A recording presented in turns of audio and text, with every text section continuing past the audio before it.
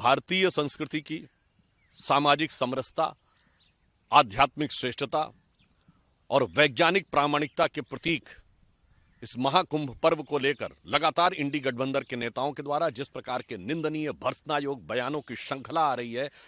ममता बनर्जी जी का यह बयान जो निहायत ही निंदनीय और भर्त्सना योग्य है, अर्थात महाकुंभ को मृत कुंभ कहना, यह उसी का एक अंग है। इससे पहले कांग्रेस अध्यक्ष खड़गे जी स्नान करने का मजाक उड़ा चुके हैं। उसके बाद अखिलेश जी अवमानना और तिरस्कार के बयान दे चुके हैं। लालू प्रसाद यादव जी भी इस भावना का तिरस्कार कर चुके हैं और आज ममता बनर्जी जी वही करती हुई दिखाई पड़ रही हैं। अतः यह इंडी गठबंधन की हिंदू धर्म के प्रति जो नफरत और हिकारत उनके दिल में भरी हुई है, जो अवमानना और तिरस्कार उनके मन में भरा हुआ है, यह उसकी स्वाभाविक अभिव्यक्ति है। इन लोगों का इस प्रकार का विचार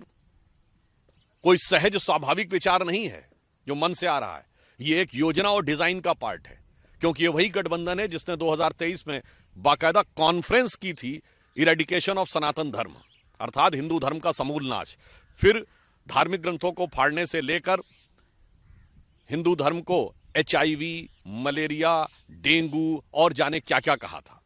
और ये लोग उस योजना का अंग हैं जिसने 2021 में दुनिया के बड़े बड़े विश्वविद्यालयों में एक कॉन्फ्रेंस की थी, डिसमेंटलिंग ग्लोबल हिंदुत्व, यानी संपूर्ण विश्व से हिंदुत्व को ध्वस्त करना। अतः ममता बनर्जी जी का बयान इंडी गठबंधन की सोच का प्रकटीकरण है और भारत के विरुद्ध, हिंदू धर्म और सनातन धर्म के विरुद्ध होने वाले षड्यंत्र का भी एक प्रकटीकरण है,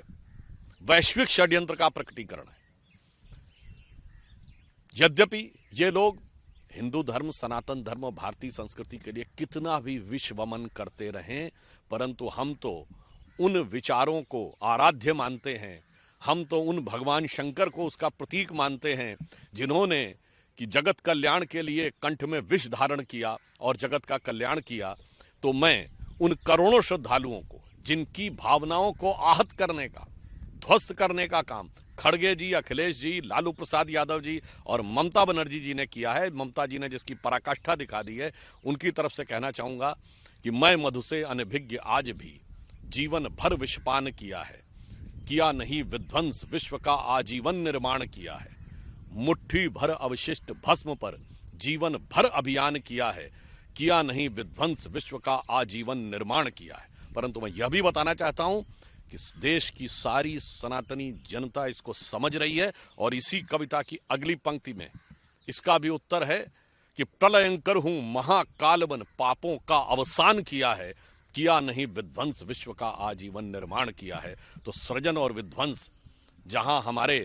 हाथों में खेलते हैं, उस उदात्त विचार के साथ इनके द्वारा किए गए विश्वमन को हिंदू समाज अपने कंठ में धारण करके इस भारत की राष्ट्र की प्रगति में अपना योगदान देता रहेगा और इन लोगों की नफरत और हिकारत को नकारता रहेगा।